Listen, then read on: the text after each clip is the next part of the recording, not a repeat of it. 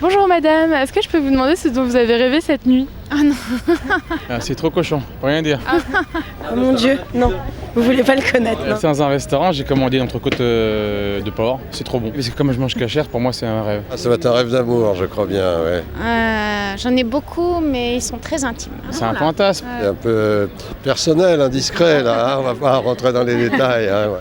Putain de cochon! Ça m'arrive régulièrement de voir des gens de la journée passer dans mes rêves. C'est fatigant, ça fait pas rêver quoi. Enfin, je revis ma vie la nuit du bureau. J'ai rêvé que je faisais une carrière interplanétaire. Moi je fais une reprise du volley en finale de la Coupe du Monde de football.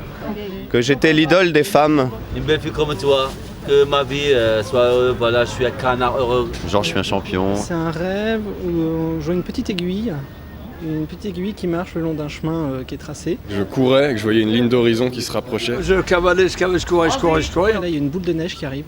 Et je courais, je prenais de la vitesse et là je sautais. Et puis il y a une plus grosse boule de neige et voilà, et puis à un moment il y a une avalanche. Oui, ensuite je me suis perché sur un arbre. Je suis monté sur un arbre et je suis resté perché.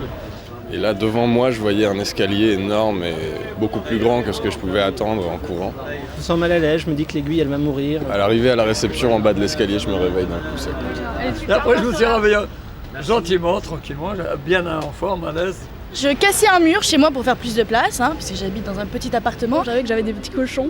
Et dans le mur que j'ai cassé se trouvaient des chats avec leurs petits. C'était dans un petit carton et je les regardais et j'essayais de leur donner à manger. Et, tout. Et je me disais mince, j'ai vraiment pas de place pour vous accueillir. Je les gardais comme des animaux de compagnie. Et ouais, je trouvais ça trop cool, c'était bien. Que je fume. Ah ouais? Incroyable, alors que je ne fume pas. Beaucoup de plaisir, une cigarette, tout simplement. Mais un peu en cachette. J'ai rêvé que je me trouvais dans un grand manoir. Et je me retrouve dans une maison où il y a plein de sculptures en céramique. On y était enfermés, on y voyait ses plus beaux rêves. On était maintenus dans la jeunesse éternelle. Et c'est très froid. Et à chaque fois, j'essayais de les secouer en leur disant « Mais non, il faut sortir de là, c'est pas la vraie vie, on vous utilise !» Il y a une sorte de gros serpent des sables. Et quand on a libéré les gens, en fait, ils sont ressortis à l'âge qu'ils devraient avoir actuellement. Et ça a été un choc. C'est un rêve où je marche sur la banquise, tout seul, pendant des heures et des heures. Que je sois au bord de la mer, quand même. Où il n'y a pas de bruit, où c'est juste silencieux. Je me fais bronzer. Et le soleil se couche jamais. C'est toujours un long coucher de soleil rouge. Et c'est assez sympa.